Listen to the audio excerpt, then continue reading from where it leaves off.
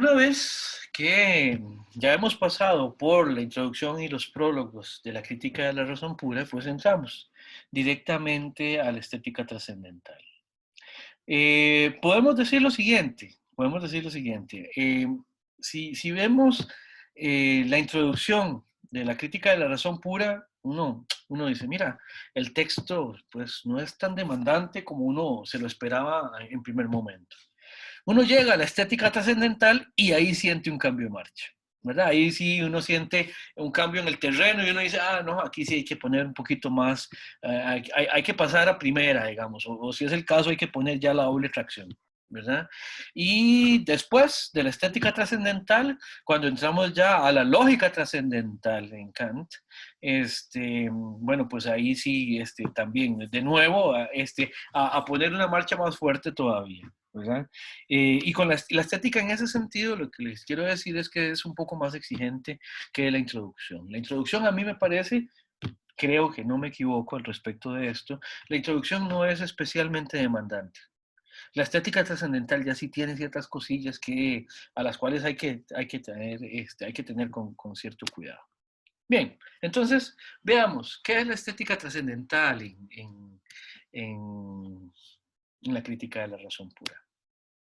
Empecemos por las aclaraciones terminológicas que da Kant y a partir de ahí ubiquemos qué está haciendo Kant en esta parte del texto.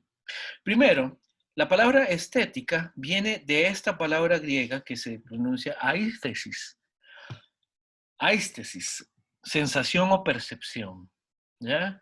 De ahí deriva la palabra estética. Estética. Por estética, ustedes lo pueden encontrar en la nota que hace Kant en la parte A del texto.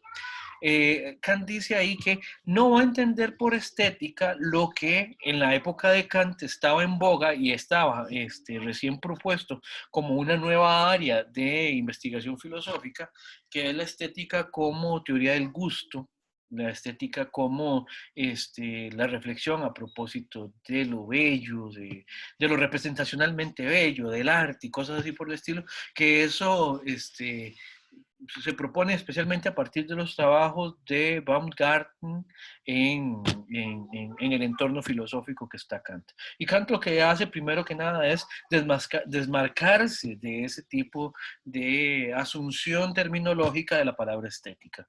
Él dice, no, vamos a entender aquí por estética algo muy apegado a su etimología griega, que es que aistesis es la sensación, y la sensación es lo que genera cada uno de los sentidos, ¿verdad? La percepción a través de los sentidos.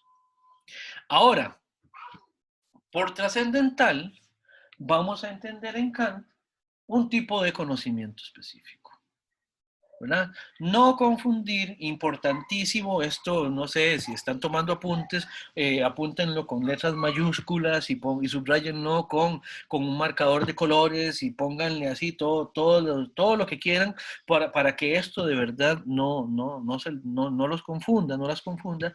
Es que hay que distinguir en Kant trascendental de trascendente. O sea, hay que distinguirlo siempre, pero muchas veces pasa que la gente confunde trascendental con trascendente. Ya sabemos lo que es trascendente, eso ya lo hemos explicado en el curso. Pero trascendental para Kant, trascendental va a ser un tipo de conocimiento que tiene que ver no tanto con el contenido de algo que estemos explicando, sino que trascendental va a ser esa manera que tiene el conocimiento mediante la cual explica cuál es la manera de conocer, ¿verdad? Por eso, vean, en A12, Kant dice que trascendental es todo conocimiento que se ocupa no tanto de los objetos, sino de nuestra manera de conocerlos. Esta es una aclaración metodológica, es terminológica y metodológica en Kant. Entonces, trascendental tiene que ver con cómo conocemos. Es una explicación a propósito de cómo conocemos. Y sensación, y estética, que viene de aistesis, tiene que ver con sensación. ¿Qué pasa si los ponemos juntos entonces? ¿Qué significa estética trascendental? A ver, ¿quién se anima?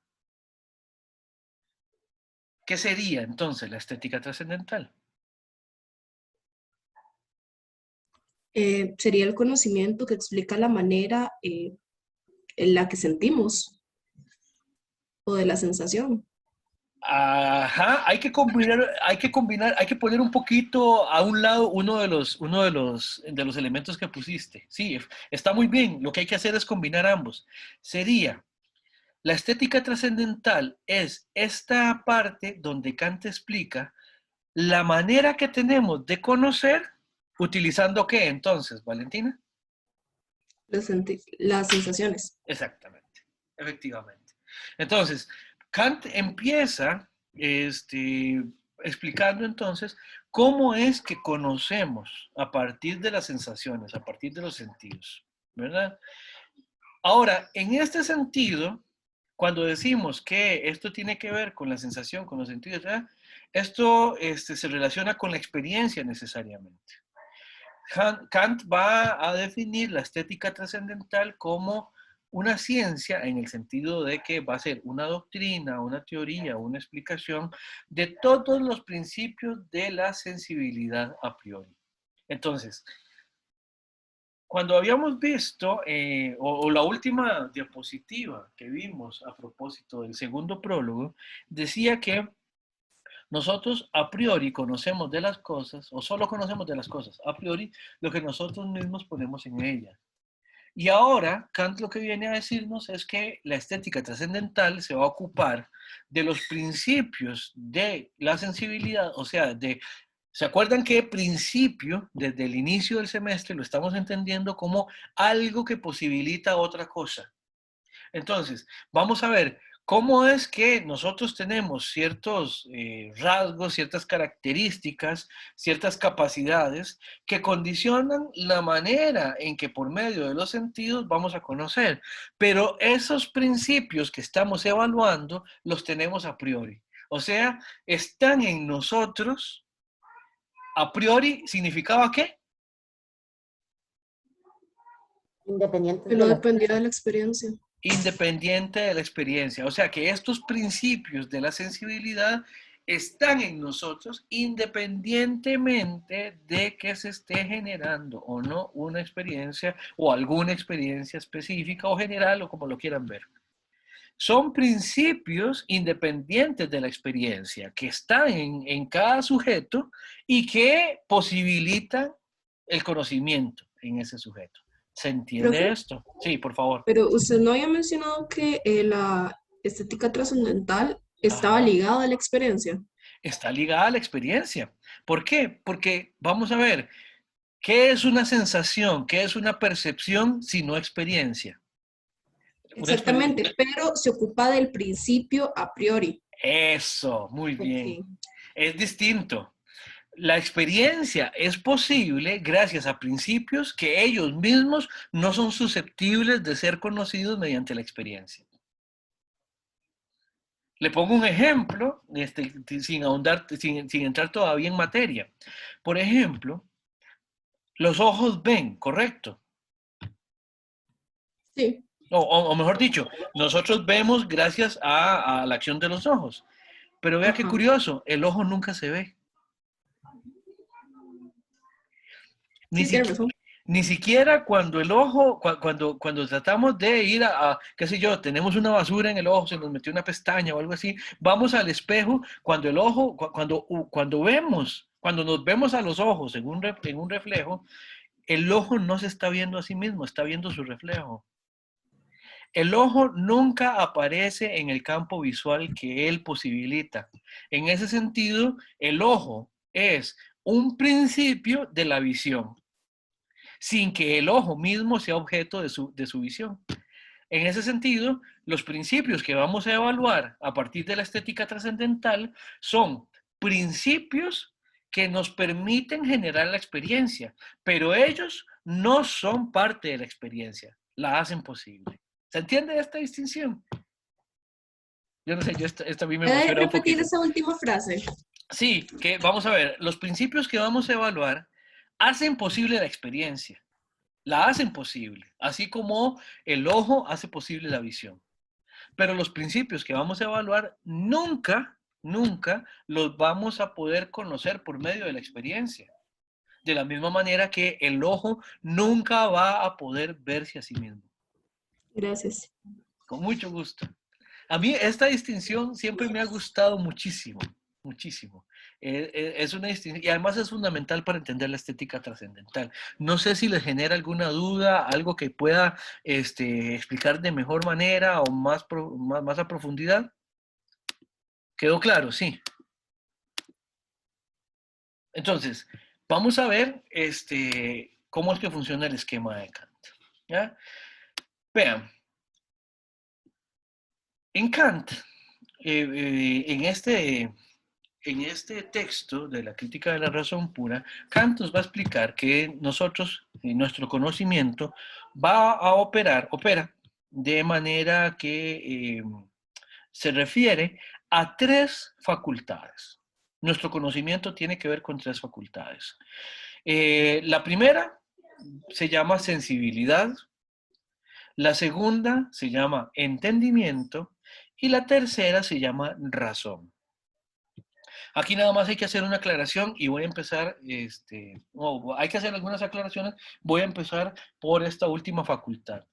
Hay que tener cuidado con Kant, incurre en una ambigüedad, que es la siguiente. Para Kant, la razón se divide en estas tres facultades, pero también la tercera facultad se llama razón. Entonces, esto es un problemita, digamos. Entonces, hay que tener cuidado con cuando nos encontramos la palabra razón en Kant, hay que saber ubicar cuando nos está hablando de la totalidad de las facultades y cuando nos está hablando específicamente de esta tercera facultad. Ya después van a ver que es fácil distinguir cuando nos está hablando de una y de otra. En todo caso, para lo que nos importa del curso, solamente nos vamos a remitir a estas dos primeras y especialmente a la de la sensibilidad. Entonces, tenemos tres facultades y en ese sentido, toda facultad siempre es una capacidad. ¿Ya? De ahí que facultar significa capacitar para algo, ¿ya? Dar pie a que otra cosa ocurra. ¿Ya? Y las facultades en Kant permiten, dan la posibilidad de que ocurran ciertas cosas. Ahora, ¿qué es lo que estamos tratando de explicar acá? Es lo siguiente. Para Kant, ¿se acuerdan de la relación sujeto-objeto que teníamos en la última parte de la explicación del primer prólogo? Bueno, en relación con esto, vamos a decir algo así como que el esquema de Kant opera más o menos de la siguiente manera. Vamos a tener algo que vamos a llamar en este momento cosa, simplemente. Cosa en relación con eso que afecta nuestras capacidades, nuestras facultades, que nos afecta a nosotros, ¿ya? Es algo que vamos a conocer. Entre el sujeto y esa cosa, o ese objeto, eventualmente, vamos a tener un intermediario o una intermediación en Kant. Esa intermediación son las facultades. Las facultades operan como una especie de filtro. Operan como una especie de filtro. ¿Ya? Hay muchas metáforas que se pueden poner acá. Por ejemplo, la radiación solar que nosotros recibimos en nuestro planeta se filtra gracias a la capa de ozono. Ustedes eso lo sabrán desde hace mucho tiempo. Eso lo que quiere decir es que antes de pasar por la capa de ozono, la radiación solar es de alguna manera distinta a lo que nosotros recibimos ya estando aquí en la superficie de la Tierra, ¿verdad? Si nosotros por A o por B nos podemos situar por encima de la capa de ozono, pues tenemos que tener cuidado porque esa radiación nos puede dañar muchísimo más que lo que nos afecta acá en la Tierra. Otra manera de poner un ejemplo acá. No sé si alguna vez se han puesto una máscara de soldar, ¿verdad? Uno se pone una máscara de soldar, ahora hay unas que son incluso muy sensibles, entonces no tienen el vidrio el vidrio del visor, no lo tienen siempre oscuro, sino que es a partir de la presencia de una chispa que se oscurece, de modo que vela solamente o primordialmente solamente cuando está uno expuesto a esa luz intensa de la soldadura. ¿Para qué me sirve a mí la máscara de soldar? Pues para que esa luz tan intensa que genera la soldadura no me ciegue, ¿verdad? No me afecte, no me dañe los ojos y además que por medio del el efecto de filtro que tiene el visor, yo pueda seguir viendo mientras estoy poniendo el hilo de soldadura, este, algo que es importante, dentro de una escala de visión que sea manejable para mí. Bueno, de la misma manera las facultades operan como un filtro entre la cosa y el sujeto. ¿Por qué? Porque es a partir de las capacidades que tengo que yo recibo lo que la cosa es, ¿eh? Y la conozco. Pero ¿qué es lo que pasa? Cuando yo conozco la cosa mediada por las facultades, yo lo que estoy conociendo no es lo que la cosa es en sí misma. Y Kant lo dice así, la cosa en sí. ¿Ya? No es lo que las cosas son en sí, sino lo que yo a través o gracias a las facultades que tengo, las capacidades que tengo, yo lo filtro y genero a partir de, gracias a ellas y a partir del influjo que tiene la cosa sobre mí, yo genero una representación. Y por eso aquí quise jugar un poco con que la cosa aquí la pongo como redonda y la representación simplemente le pongo así como una figura que se asemeja a lo que la cosa es, pero no es exactamente igual. Nosotros generamos representaciones de lo que conocemos mediadas por las facultades que tenemos en función de ese influjo que tienen esas cosas que son externas a nosotros. Recuerden, también hay un exterior y un interior, y eso produce en nuestro interior una representación, en nuestra mente, básicamente. ¿Se entiende este esquemita?